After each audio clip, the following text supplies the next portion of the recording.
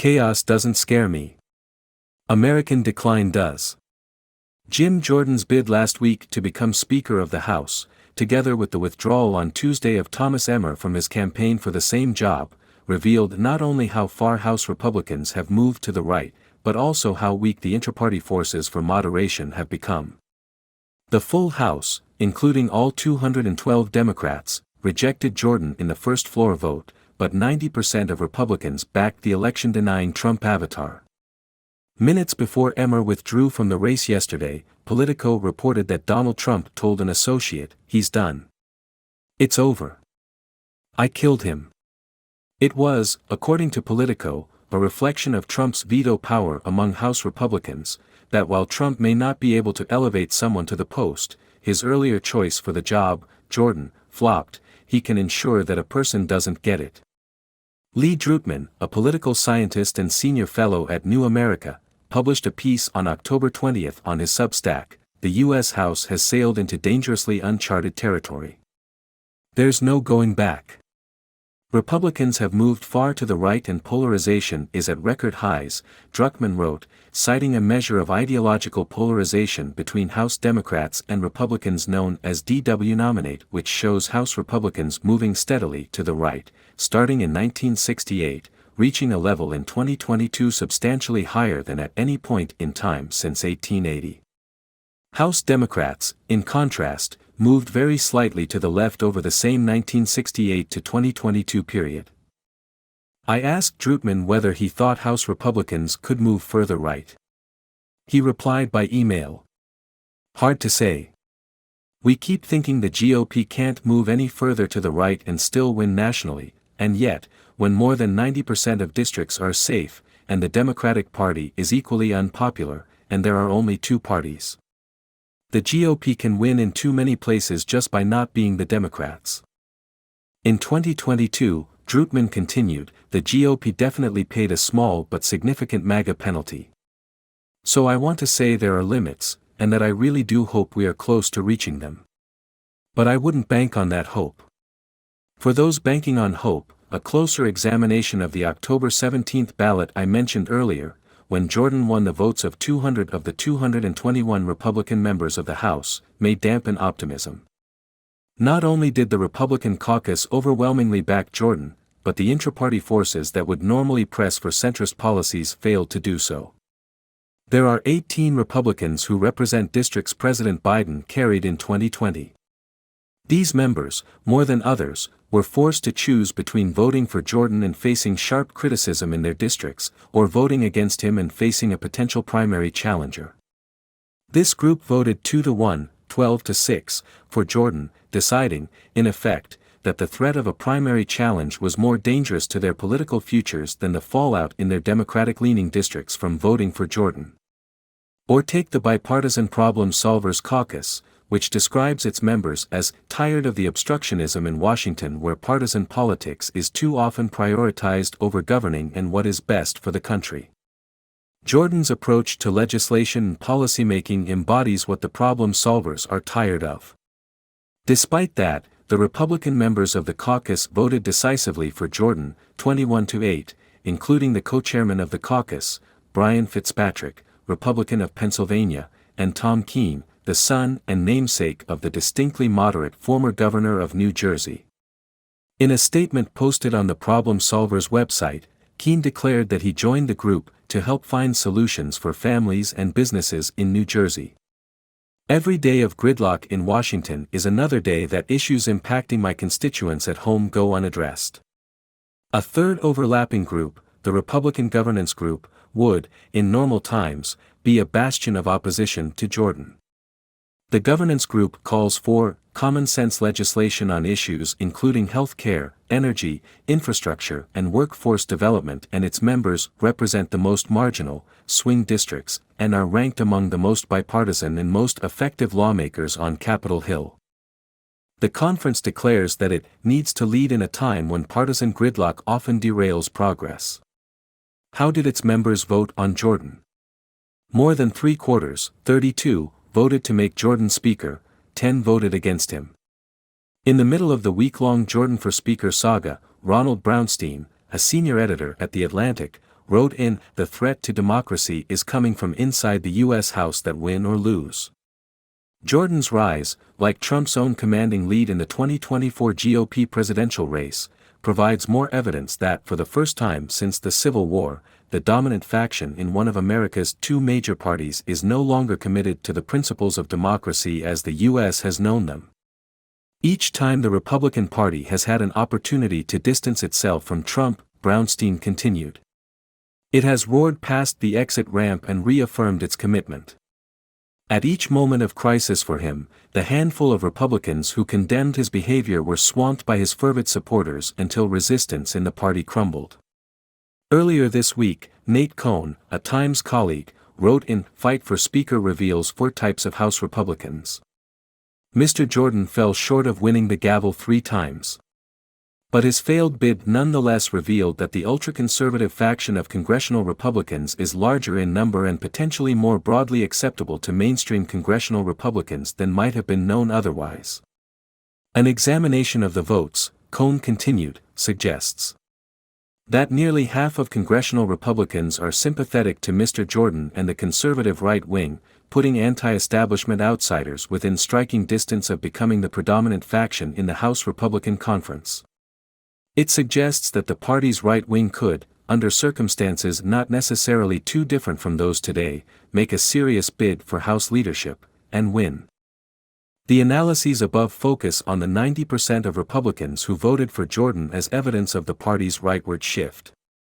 There is an alternative approach, to focus on the 20-plus dissenters. This approach leads to different conclusions. An October 19 Times article by my Newside colleague Katie Edmondson, for example, was headlined, "Mainstream Republicans, Squish Us No More, Dig In Against Jordan."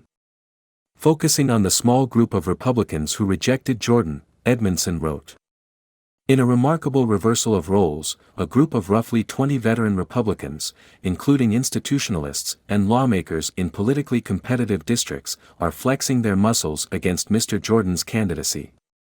Their choice to do so has prolonged an extraordinary period of paralysis in the House, which began more than 2 weeks ago when the hard right deposed Kevin McCarthy as Speaker.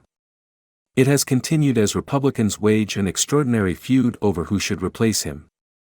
The next day, a Washington Post article by Jacqueline Alemany, concerns about Jordan's election denialism flared during failed bid for Speaker, made the case that Jordan's refusal to accept the outcome of the 2020 election proved to be a significant factor in his defeat.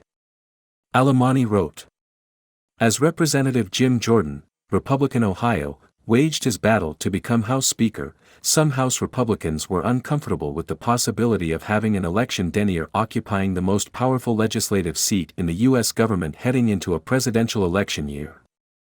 I asked Matthew Green, a political scientist at Catholic University, whether it was more significant that House Republicans could not come up with enough votes to push either Steve Scalise or Jordan over the top, or that both Scalise and Jordan actually received plus or minus 200 votes each. He emailed back, I think it's more significant that neither Scalise nor Jordan could get the votes they needed to be elected Speaker. It's a norm for lawmakers to vote for their party's nominee for Speaker, no matter how odious they may find that person. That the GOP could not keep McCarthy in power or immediately elect a replacement, even at the risk of extended paralysis of the House and major damage to the party's reputation, signifies just how weak and divided the Republican conference is right now. There is little doubt that the 3-week-long struggle, still unresolved, to pick a new Speaker is quite likely to inflict some costs on Republicans. First and foremost, if, as appears possible, the government is forced to shut down because of a failure to reach agreement on federal spending, Republicans have set themselves up to take the fall when the public decides which party is at fault. Previous government shutdowns, especially those in 1995 and 1996, backfired on Republicans, reviving Bill Clinton's re-election prospects to the point that he won easily in November.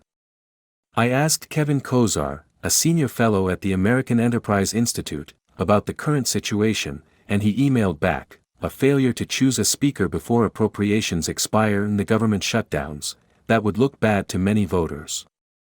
The Jordan campaign for Speaker may turn into a liability for Republican members in districts won by Biden in 2020. After Fitzpatrick voted for Jordan, his probable Democratic challenger, Ashley Hash, a West Point graduate and combat veteran, declared.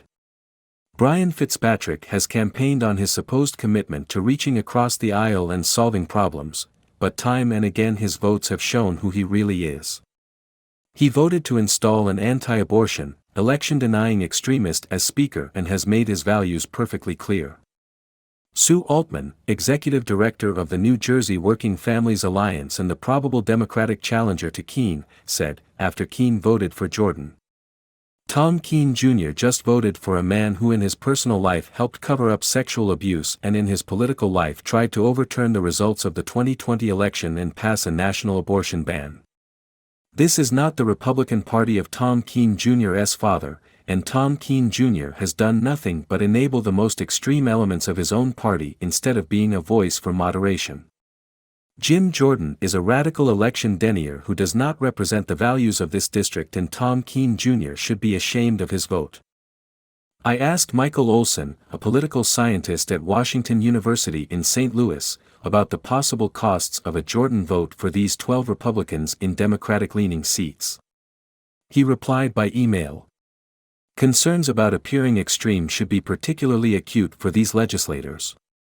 Most won by quite narrow margins. Voters do care about extremism on the margins. More extreme candidates seem to be more likely to subsequently lose, so a vote for Jordan could be a real liability in a campaign, or a vote against him a real feather in these folks' caps as they try to establish their independent bona fides.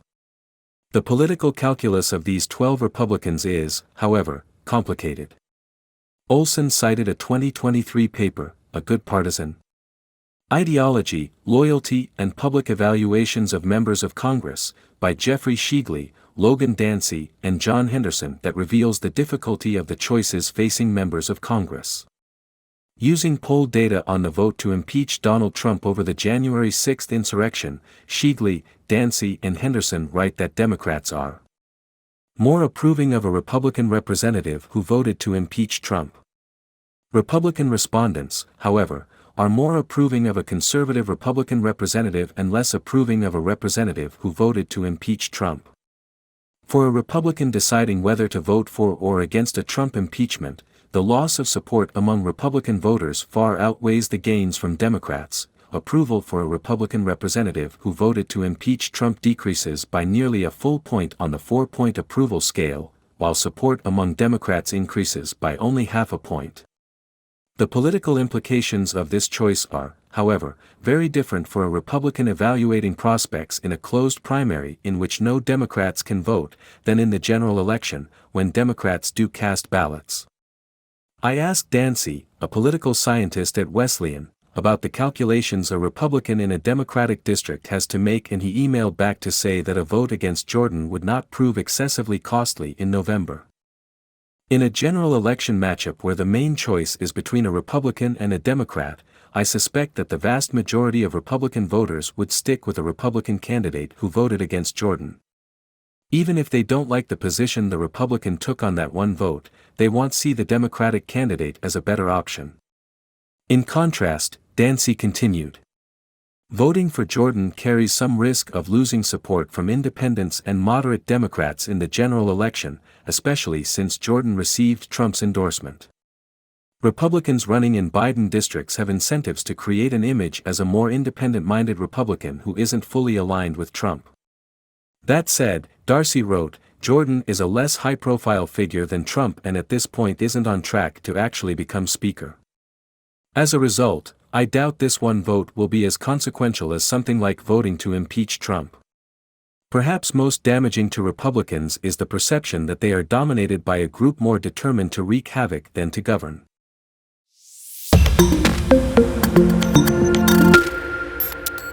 Chaos doesn't scare me. American decline does.